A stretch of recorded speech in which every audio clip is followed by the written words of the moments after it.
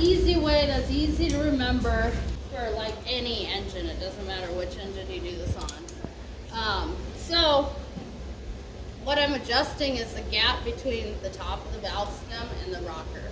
So when the valve's all the way closed, there should be some play. You guys hear that? Right? So the spec for valve adjustment says 0.005, 0.007. So I'm going to look, guess what? This is 0.006, right in the middle. This is the spec I'm going to adjust to. So, but you can't just try to shove this in everywhere and adjust your valves because they're in different stages of opening or closing. So we need to turn the engine over by hand and make sure our pistons are at top dead center on the cylinder we're adjusting. So this engine is kind of annoying. I tend to use channel locks on this like crankshaft, the PTO shaft, because it's grippy. A lot of engines will have a nut. Sometimes you've had to use the alternator on like Cummins. The nut is usually buried. So you need something to be able to turn the engine over by hand easily. I can do that. Cool. That part solved. So there's kind of two tricks. This is just a 2-cylinder, but once you get into 3 cylinders, it's hard. So with this 2-cylinder, as one piston comes up, the other one's going down. Like they're gonna alternate back and forth. But a 3-cylinder is gonna be like 1, 2, 3, 3, 2, 1, like back and forth. So you need to know the timing. The way the manual describes to do it is like the most complicated way to do it. There is a timing hole here if you want to do it that way. It's just easier to do it this way. So, and this method, it doesn't matter how many cylinders you have, you can do it this way.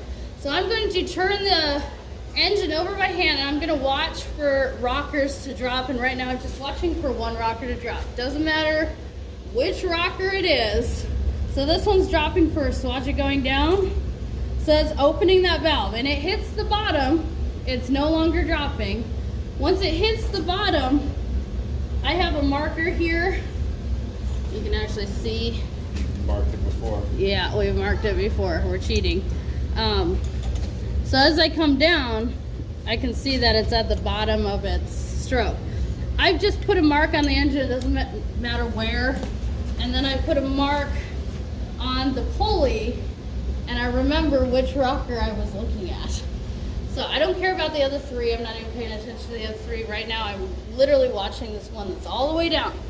Once I make my marks, I'm going to do 1 complete revolution until my new mark on the pulley lines up with the mark on the engine. And this one should come all the way up.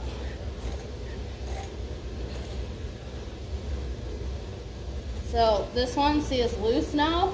It can be adjusted. If it was tight, I might not have it right. I'd want to double check that. So the spec, it does seem kind of loose. You want to have a nice tight drag. There's kind of an air gap in here. It's pretty loose. So that's where, let's see if we can.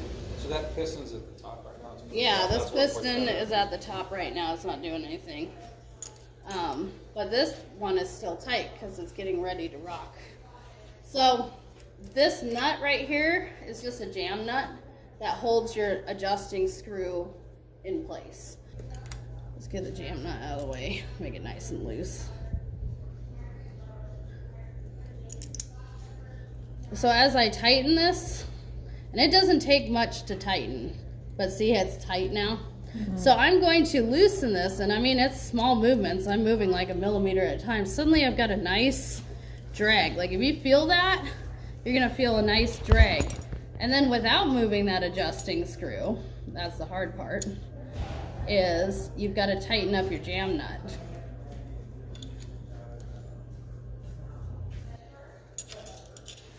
And then double check your, like, it's still got a drag on both sides. So that one's done. I put a mark on it. Now we're done with that one. I turn the engine over again, and I watch for the next one to start dropping. It happens to be this one. That one goes all the way down. I don't care about this one right now. I'm just watching this one. So that one's at the bottom of its stroke. I've already got a mark on here. But same thing. I just go through each one, and the next one that drops, that's the one I'll mark, and then do one rotation, and then I can adjust it. Another trick for like a 2-cylinder that some manuals will actually tell you how to do is when one cylinder is rocking, and rocking is where both of the rockers start to move at the same time, then you can adjust the other cylinder. So, like, I'm gonna turn this. This one is coming up. Let's see if this one starts to go down. I'm not sure if it will. Well, that one was rocking. Do that one.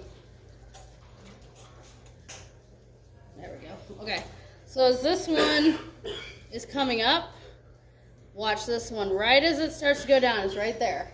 That one just started to move. This one's just finishing moving. They are rocking, so I should be able to adjust this one because there's no companion cylinders on a 2-cylinder. We're not dealing with a 6-cylinder, but I should be able to adjust this one. This one's still tight though, so like we're not all the way on, and that could be because somebody didn't adjust it correctly.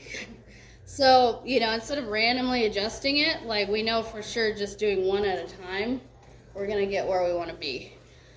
The cool thing about an engine with companion cylinders is you can do more than one cylinder at the same time, but you have to know the order. And that's where I like this shirt. It has my firing order on the back for a 6-cylinder.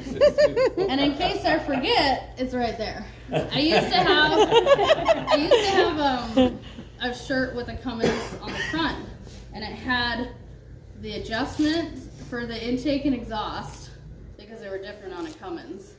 And then they had the companion cylinders upside down so I could look down and read it.